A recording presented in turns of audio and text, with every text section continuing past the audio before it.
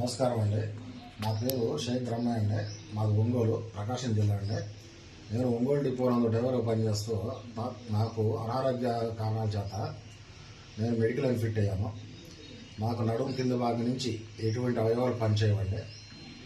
నాకు PD 19/2015 circular ప్రకారం ఆర్టీసీలో ఉద్యోగం రావాలండి.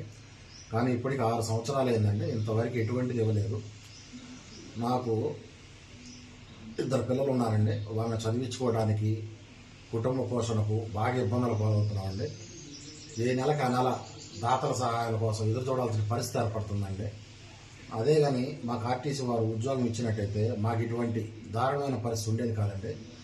ఆర్టీసీ వారిని ఈ రోజున మాకు ఉద్యోగాలు 19/2015 సర్క్యులర్ ప్రకారం మాకు ఉద్యోగాలు వాళ్ళని అడుగుతుంటే ఆర్టీసీని ప్రభుత్వం లీనం చేశారు కాబట్టి మీకు ఉద్యోగాలు ఇవ్వడం కుదరదని ఈరోజు చెప్తున్నారండి.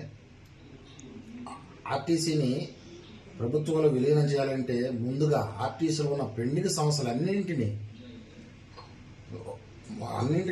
పరిష్కరించి ఆ యొక్క నివేదిక రిపోర్టుని ప్రభుత్వానికి అందజేయాలండి.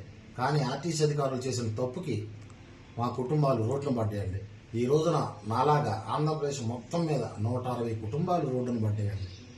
ఈ రోజున నాలాంటి వాళ్ళు ఎంతోమంది దాతల సహాయం కోసం ఎదురు చూస్తున్నారండి.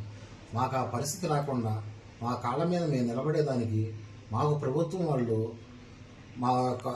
మాకు రావాల్సిన పీడీ 19/2015 సర్క్యులర్ ప్రకారం మాకు ఇవ్వాల్సిన ఉద్యోగాన్ని మాకు ఇస్తే మాకు కుటుంబాలు నిలబడతాయండి.